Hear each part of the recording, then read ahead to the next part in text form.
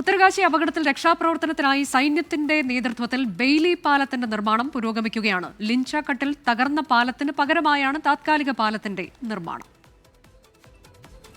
ധരാലിയിലേക്ക് സഹായമെത്തിക്കുന്നതിന് ഏറെ നിർണായകമാണ് ലിംചാഘട്ടിലെ ഈ ഒരു പാലം.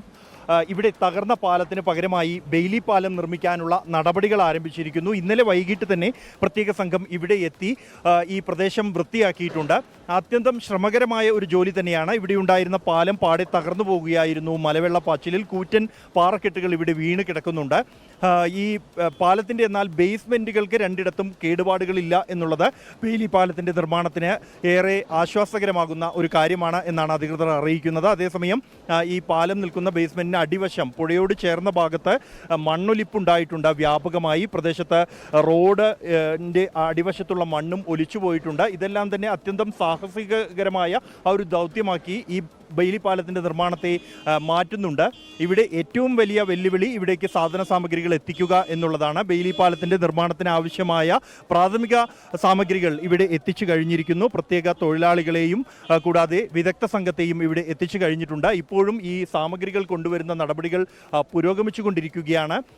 ഇതിനായി പ്രത്യേക തൊഴിലാളികൾ കഴിഞ്ഞ ദിവസങ്ങളിൽ തന്നെ ഇവിടെ എത്തിച്ചേർന്നിരുന്നു. ഇവിടെ നേരിടുന്ന ഏറ്റവും വലിയ വെല്ലുവിളി എന്നുള്ളത് ഇവിടേക്ക് സാധനങ്ങൾ കൊണ്ടുവരുന്നതിന് ഏതാണ്ട് 100 മീറ്ററുകൾ മുമ്പായി റോഡ് പാടെ ഇടിഞ്ഞ് അത്യന്തം അപകടകരമായ ഒരു സാഹചര്യത്തിലാണ് ഉള്ളത്. അതിലൂടെ പലപ്പോഴും വലിയ വാഹനങ്ങൾക്ക് JCBക്ക് പോലും വരാൻ കഴിയാത്ത സാഹചര്യം ഉണ്ട്. അതിനാൽ തന്നെ തൊഴിലാളികൾ ചുമലിലേറ്റി സാധനങ്ങൾ കൊണ്ടുവരേണ്ട സാഹചര്യം ഉണ്ടായിരിക്കുന്നു. ഒപ്പം തന്നെ ഈ സാമഗ്രികൾ കൊണ്ടുവരുന്ന വാഹനങ്ങൾ വഴിയിൽ പലപ്പോഴും കുടുങ്ങിപ്പോകുന്ന സാഹചര്യമുണ്ട്. ഇടയ്ക്കിടയ്ക്ക് മണ്ണിടിച്ചിൽ വഴിയിൽ എല്ലായിടത്തും ഉണ്ടാകുന്നുണ്ട്. നിലവിൽ ഇവിടെ ഈ ഒരു ഭാഗം വൃത്തിയാക്കിയിരിക്കുന്നു. ഇനി ആളുകളെ അപ്പുറത്തേക്ക് അയച്ച് മറുകരയിലുള്ള വലിയ കല്ലുകളും ഒപ്പം തന്നെ മറ്റ് തടസ്സങ്ങളും അവിടെ നിന്നും മാറ്റേണ്ടതുണ്ട്. അതിനാവശ്യമായ പ്രാഥമിക നടപടികളാണ് ഇപ്പോൾ പുരോഗമിച്ചുകൊണ്ടിരിക്കുന്നത്. നമുക്ക് ദൃശ്യങ്ങളിൽ കാണാം.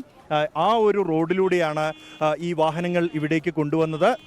വശങ്ങൾ പൂർണ്ണമായും ഇടിഞ്ഞ് പകുതി ഭാഗത്തോളം റോഡ് ഈ മലവെള്ളപ്പാച്ചിലിൽ ഇടിഞ്ഞ് താണുപോയിട്ടുണ്ട്. അത്തരത്തിൽ തകർന്ന റോഡിലൂടെ അത്യന്തം സാഹസികമായാണ് ഈ സാമഗ്രികൾ ഇവിടെ എത്തിച്ചിരിക്കുന്നത്. ഈ ഒരു പാലം നിർമ്മിച്ച ശേഷം മാത്രമേ മുന്നിലുള്ള ഇടങ്ങളിൽ തകർന്ന റോഡുകൾ പുനർനിർമ്മിക്കുന്നതിന് ആവശ്യമായ JCB അടക്കമുള്ള യന്ത്രങ്ങൾക്ക് അവിടെ എത്തിക്കാൻ കഴിയൂ എന്നുള്ളതാണ് ഏറ്റവും നിർണായകമാകുന്നത്. ഒപ്പം തന്നെ ഈ ധരാലിയിലേക്കുള്ള ഏക റോഡ് എന്ന നിലയിൽ ഈ റോഡിൻ്റെ നിർമ്മാണം അവിടേക്ക് സഹായം എത്തിക്കുന്നതിനും രക്ഷാപ്രവർത്തകരെ എത്തിക്കുന്നതിനും ഏറെ നിർണായകമാണ്. ലിംചാഘട്ടിൽ നിന്നും ജോഗേഷ് സിംഗിനൊപ്പം ബൽറാം നെടുങ്ങാടി, 24.